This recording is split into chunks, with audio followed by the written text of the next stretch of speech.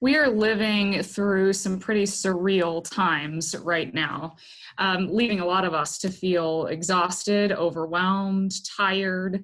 Everything comes back to the brain science.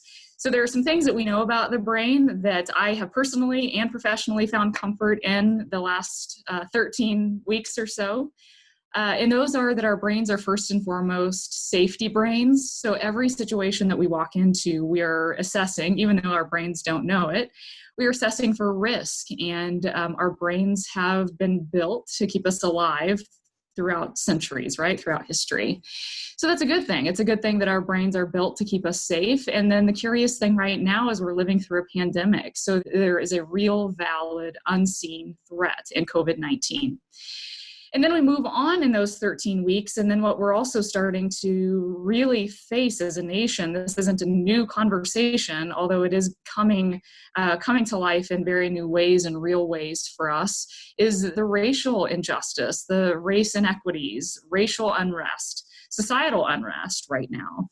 And that doesn't mean that our brains stop working. It means that the brain science is still at the root of this.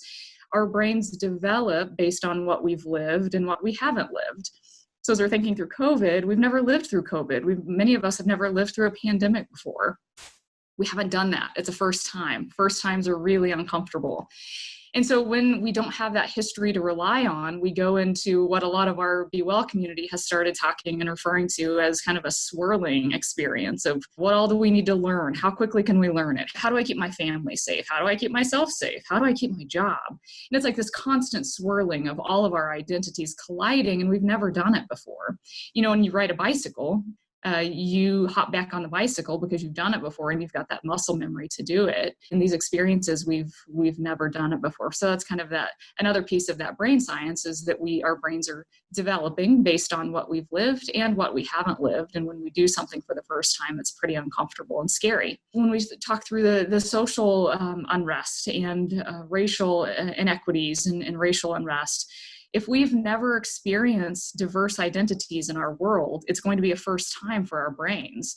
When I look at a person that resembles my mother, my father, myself, my children, my brain doesn't send those safety warning signs. When I look at a person and experience a person that I'm not familiar with and I've never engaged with before, my alarm systems are going off because my brain is built to keep me safe. So I think as we can see, and I could talk about this all day and then it feels like rambling, but our brain science, our brains are at work in every one of our situations. So as we think through leading people through times of crises, and we are living in times of a crisis upon a crisis and a crisis within a crisis.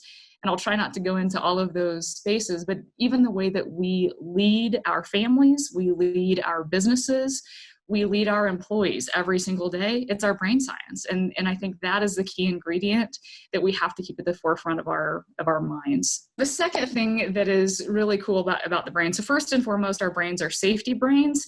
And what we know is we survive best in connection with others, which has been really challenging through the pandemic because we've been physically distant from all of the folks that keep us well and healthy and connected and our brains tuned in. So we're doing a lot of Zoom connections and we're trying to find creative solutions to this physical distancing that's causing our brains to really just ask, like, what is going on here? So when you take those two key ingredients, that it really can highlight that exhaustion because first we're safety brains and there's threats, there are valid threats. And secondly, we survive best in connection with others, and we've had a lot of barriers to that connection.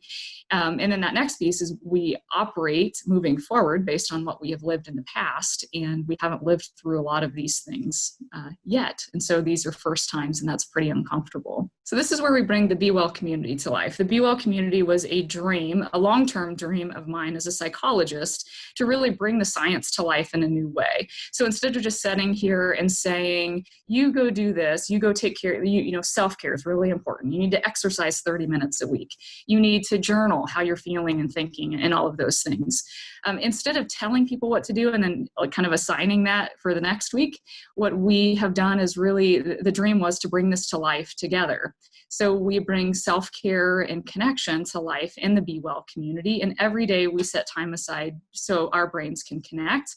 And that's rooted in the science. So every day we're talking through things. We check in with our bodies. We rate the anxiety or the depression or the worry or the fear that we're feeling. We hold space for that together every single day. And that's what we do. The other thing that we know about our brains, kind of the last piece that I'll share today, is that our brains thrive on hope. And if we don't feel hope, if we're not experiencing hope, then whatever we're trying to achieve, we shouldn't probably be investing there, because our brains need the experience of hope to create dopamine to motivate us forward to achieving whatever that goal is. In business, we want to succeed. We want our businesses to thrive. In our business, we want to serve people to the best of our ability. As an employer, as a leader, as an employee, if I'm not taking care of myself, if I'm not living the brain science, I will not arrive to achieve the outcomes that I have set forth in whatever business that is. We have to understand the brain science to take care of ourselves, to lead people to the success that we are working towards in business. For instance, right now through COVID, if you arrive on Monday morning, let's say 13 weeks ago, we arrived to work that Monday morning, and I remember that Monday morning vividly. And if my organization wasn't talking through how this is affecting our people, we're just going on about business as it was, our employees start wondering, like, does our leadership understand what's going on in the world right now? Do they understand that my kids are now released from school and I have no idea who's going to take care of my kids? And then anger starts kind of building. If we're not acknowledging and opening these honest conversations, our employees start feeling really uncomfortable, less motivated, and we're already living in a pandemic. Most recently, if we have Black employees, if we have people of color who are our colleagues or folks that we're leading, if we're not acknowledging what's happening in society, that's really going to send a prominent message to those folks that are our dear colleagues and loved ones that we walk alongside every single day. Again, it gets us back to, we have to know how brains function. Are the folks that we are blessed to serve alongside every single day, who are Black and people of color, are carrying generational trauma, historical trauma. It's emotional because if you don't acknowledge who your employees are, you're missing the opportunity for them to truly arrive to serve your mission, whatever your mission is. So here's where we're headed. So we lay the brain science out. That's step one. We have to understand how our brains function, how they develop, how they don't develop, what we do to develop those. And so now what we hope to do through the Be Well opportunity and Be Well experience is to lead us forward with a whole lot of fun and a whole lot of science, but you're not even going to really feel that it's totally sciencey. Because you can have fun when you're learning what self-care protocols work for you and which self-care protocols don't work for you. So what we are excited to do are to bring self-care options to life in a new and fun way, so all people, all brains can experience the benefits of science without feeling like it's a whole lot of work. It's more about connecting with other humans and really uncovering who we are as people and what we need in life. We're not often given those opportunities to learn about emotional intelligence, and through these Be Well experiences, we get to learn about emotions in a whole new way and feel validated in our emotional experiences in a whole new way.